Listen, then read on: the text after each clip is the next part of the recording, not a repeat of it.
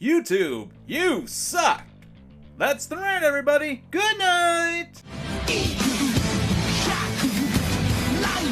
Alright, let's get to the actual rant here. Been a while since I've done one of these. I'm MangaKamen, and yes, I feel as though one of the last videos I should make this year should be a rant talking about some of the stuff that has happened to YouTube in 2016. And oh boy, what a year it was. We had copyright issues, the Fine Bros drama, YouTubers ripping each other apart just so they can get views. We had YouTube going ass backwards with their own rules, such as allowing a woman to use her body as a means to get money and even did a nude on YouTube, all the bad drama, people acting like idiots, YouTube heroes, the monetization, and PewDiePie's latest debacle with threatening to delete his channel. What the hell is up with 2016? It was... I can't even come up with a good name for it right now, but whatever. I just can't wait for 2017 to get here. But yeah, things were just off the walls insane. And what did this year prove to me about YouTubers? Well, that they can complain a lot and talk big, but they don't really do anything.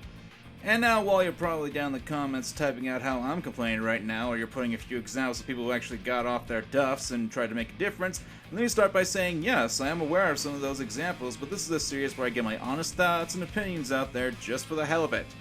Also, in case you're wondering, yes, I am drawing Shantae, the half-Genie hero. Came out recently, and my god, do I love the game, and I just want to draw her.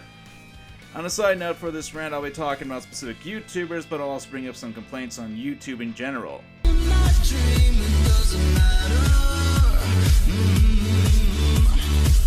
Let's start with one of the bigger fiascos that happened this month.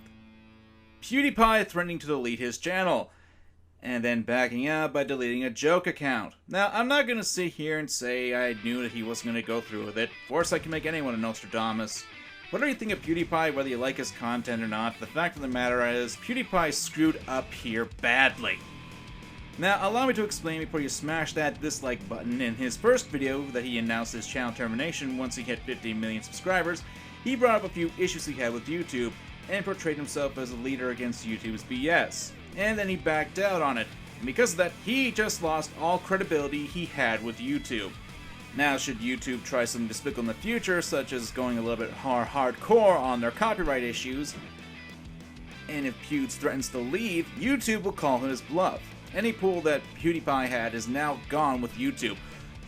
He's now seen as all bark, no bite. Now, look, I honestly don't hate PewDiePie, but why bring up the complaints that people had and make it seem as though those reasons were why you were giving them that ultimatum?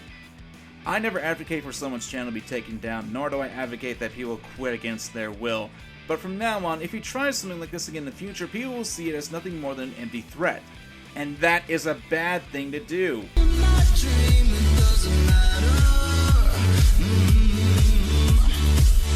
Okay, so another YouTuber I want to talk about and complain about, and let's go a little less serious, and talk about someone who keeps being thrown in my face because YouTube seems to like giving me subscriptions to people I've never even seen before, save for in other people's videos who complain about them. Damn it, YouTube, stop trying to give me recommendations of higher people who stink. Let's talk about RiceGum. Now, if you don't know who RiceGum is, he's a YouTuber who managed to get over 5 million subscribers over the course of a year and turned his hair into a mop. I mean, seriously, that is one really bad dye job he has. And I know that he made over 5 million subscribers because he made a video basically complaining that he wasn't in the YouTube Rewind, in which he kept bringing up the fact he had 5 million subscribers. I think someone's trying to compensate for something, which, frankly, is rather pathetic if you ask me. I mean, I would like to get 5 million subscribers, but considering that he also brought up other YouTubers who were in the Rewind but got less numbers than him, he says that he should be in there and they shouldn't, or something like that. I kinda, find that a little disrespectful. Now, for those who don't know, most of the time YouTube Rewind will often feature people who made positives on YouTube, or at the very least made their content positive, and they will be featured in the Rewind. RiceGum? He makes diss tracks on kids.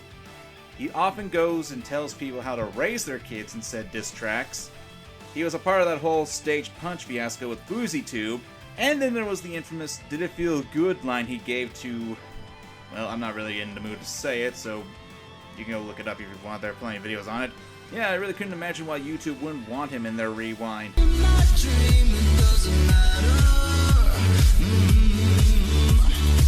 YouTube heroes! Oh, this was a mess. This was a real bad idea on YouTube's part, mainly because of the whole mass flagging thing that was going to be suggested with people becoming a hero. There's also another factor that raised a few eyebrows: the ability to actually talk to members of YouTube staff, something that higher level YouTubers didn't really have access to. Real short on this one, since I didn't want to really waste too much time on a topic that has been talked to death.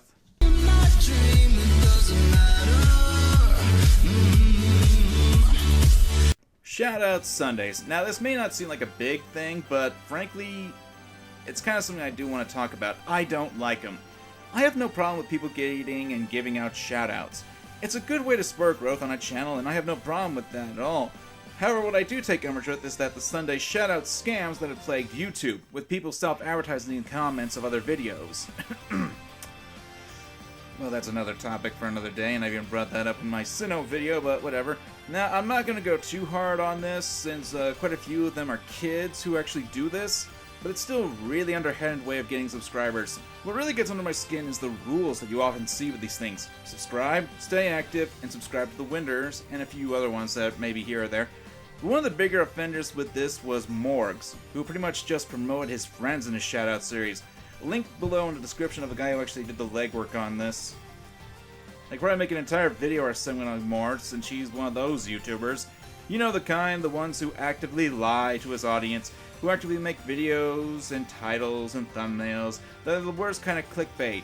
Stuff like Mewtwo in Pokemon Go, or holding up a game that hasn't been officially released. FIFA, I think. But back on the topic, Shoutout Sundays always seem like a scam to me. They are a means to get cheap subscribers, and frankly I think if you're going to have a shoutout, it should be done because you think the person's content is underrated and they should get a push in their content. Not because you think, oh, I can use this to boost myself, come join my video, I'll subscribe to you if you sub to me. That's what it really is to me, a sub for sub thing, which kind of gets under my skin a lot worse. That being said, I wouldn't mind getting a shoutout, but I won't be begging for one, which I've seen with a couple of people, because there's one YouTuber called Zaptai who actually actively sought out help from a guy named Colossal is Crazy, a YouTube commentator who's actually quite popular, who promoted his channel before Zaptai even had a video out on it. And I think that's kind of unfair, because, you know, you can't even tell if the guy has good content or not, and that's kind of, you know, BS in my eyes. But hey, take it with a grain of salt right there. Yeah, here's the thing.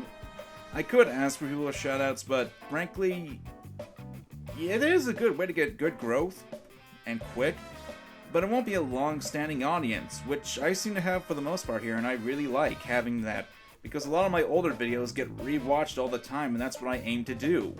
But for shoutout videos, and people saying, oh, to be getting a shoutout, you gotta sub to this channel, it just is a way to grow their own fan base, and once they have that fan base or get that shoutout, people will just disappear. It's not really a good thing to have or do.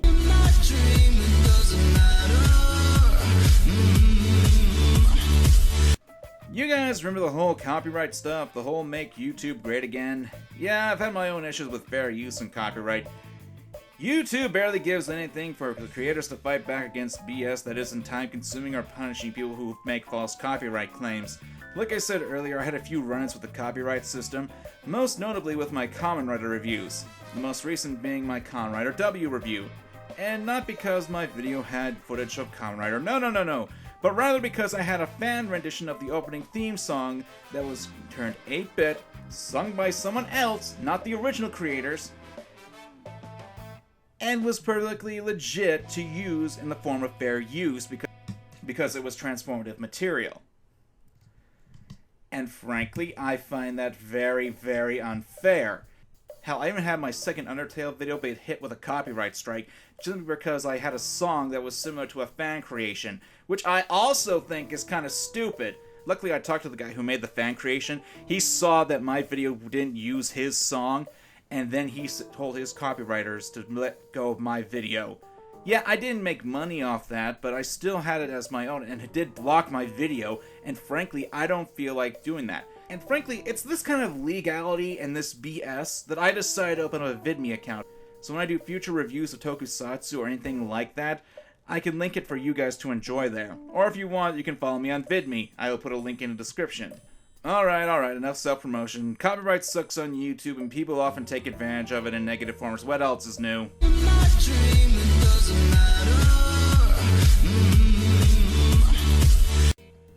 YouTube stinks. And it's allowed me to amass almost 8,000 subscribers at the point of this recording. Especially over 2 years, but frankly, with all the issues that have cropped up, all the people who get famous for the dumbest and albeit shakiest of reasons, hell, there was Maria... Hell, off the top of my head, I can think of Marina Joyce who got big because there was rumors that she was kidnapped, for hell's sake. Look, YouTube, I love you. You've got great stuff that can entertain me, and there are a lot of people who enjoy being on here and making content. Hell, I like making content on here. I wouldn't be making a video if I didn't. But everything going on, it's enough to deter a person from your site. And yeah, I know, one person saying this isn't going to make a difference, and me being on the site isn't going to make a difference either. But that's why I'm actually branching out and going to VidMe and other sites, just to make a backup account. But what do you guys think about this? Let me know what you think of YouTube's latest debacles in the last year down in the comments below. And if you guys enjoyed the video or the drawing, be sure to leave a like, but only if you actually enjoyed the video. I'm MangaKamen, and remember to examine your fandom, even if that's a YouTube fandom.